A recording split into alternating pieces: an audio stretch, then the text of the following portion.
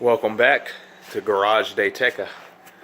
Anyways, been working on Goliath. I got the power steering pump off. Hang on a sec, let me grab the light. Main reason why I'm tearing it down again is because the thermostat housing did not fix whatever leak I had. And it was leaking from the front of the engine right around this area, as you guys can see. So, at the very least, I'm going to be replacing the water pump and the water pump gasket. Even though I don't think the water pump was bad, I have another one, so why not use it? It almost looks like it was leaking right around here. Now, I'm half tempted to go ahead and pull the harmonic balancer off and do the timing gasket too. But in order to do that, it looks like I'm gonna have to pull this damn bracket off. I'm gonna have to move that out of the way. It looks like it's gonna be a lot of work to get to that. I do need to clean down here though. But to do that, yeah, so it's gonna be a little extra work to do that, and it's gonna be a pain in the ass. I really don't want to have to take the radiator out to do all that too, so well shit, if I break it, I break it. Luckily right now I have my brother's truck, so I'm not in a huge rush to get this done. I want to get it done, but I want to also take my time and do it right. Now, the other cool thing is I'm going to be replacing the hardware with this ARP set, timing cover and water pump. I will not be using the OEM shit.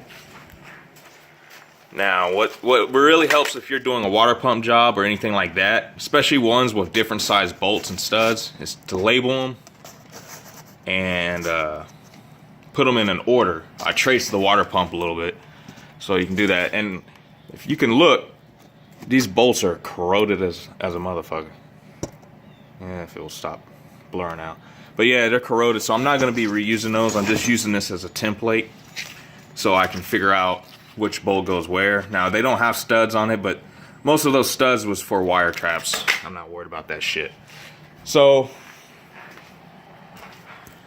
where's the water pump? Here it is, right here. Now, this is over here on the driver's side. Where I was experiencing the leak was coming from the passenger side, dripping down. Now, when I turn it around, see some gasket material, but look right here. I mean, that's coolant residue. Why would coolant residue be right there unless it was leaking through there? So that's why I'm kind of, you know, half tempted to only do the water pump, use the ARP hardware, and see what it does. Because to be honest, it didn't take all that long, and I did this over the course of probably 3 days of tinkering with it for like half an hour to an hour each to get to where I'm at right now anyways. And like I said, I'm not really looking forward to pulling that crank pulley off. That always scares me for some reason, and it's a pain in the ass to break loose without the engine spinning over. And I don't know, I really wish damn, I can't really see down there. Hang on.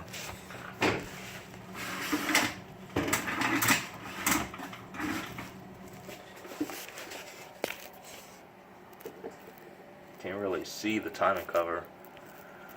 Man, it's a mess anyway. But yeah, so that's what's been going on with this. I'm gonna try to get this finished up this weekend.